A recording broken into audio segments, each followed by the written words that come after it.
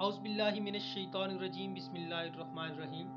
السلام علیکم ورحمۃ اللہ وبرکاتہ۔ آج آپ کی خدمت میں ڈاکٹر علامہ محمد اقبال رحمۃ اللہ علیہ پر ایک شاندار مضمون پیش کرنے لگا ہوں۔ تمام کلاسز کے طلباء یا تقریر کے لیے آپ یہاں سے میٹیریل لے سکتے ہیں۔ یہ بہت ہی شاندار میٹیریل ہے، اگر آپ کو زیادہ لگے تو آپ اس کو کم بھی کر سکتے ہیں۔ ڈاکٹر علامہ محمد اقبال 22 فروری 1877 کو سیالکوٹ میں پیدا ہوئے۔ آپ کے والد شیخ نور محمد زیادہ پڑھے لکھے یا خوشحال نہیں تھے، لیکن دیندار تھے اور علماء کے ساتھ اٹھتے بیٹھتے تھے۔ شمس العلماء میر حسن سیالکوٹی ان کو ان پڑھ فلسفی کہتے تھے۔ آپ کی ابتدائی تعلیم مکتب میں ہوئی۔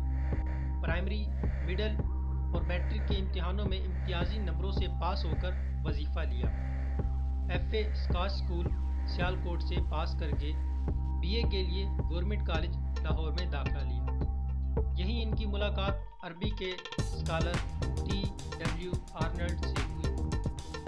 اقبال نے 1899 میں فلسفہ میں ایم اے کی ڈگری حاصل کی اور اسی کالج میں فلسفہ کے پروفیسر مقرر ہوئے۔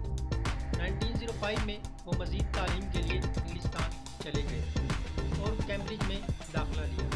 اقبال کی پہلی شادی طالب علمی کے زمانہ میں ہی ایک معزز خاندان کی خاتون سے ہو گئی تھی، جن سے ان کا ایک بیٹا آفتاب اقبال تھا۔ اقبال نے کم عمری میں ہی شاعری شروع کر دی۔ اپریل 1904 میں ادبی رسالہ مخزن کا اجرا ہوا تو اس میں اقبال کی نظم ہمالہ شائع ہوئی۔ اس کے ساتھ ہی ان کی نئے انداز کی نظموں اور غزلوں کی اشاعت کا سلسلہ شروع ہوا اور اقبال شعرائے ہند کی صفِ اول میں ممتاز مقام پائز ہوئے۔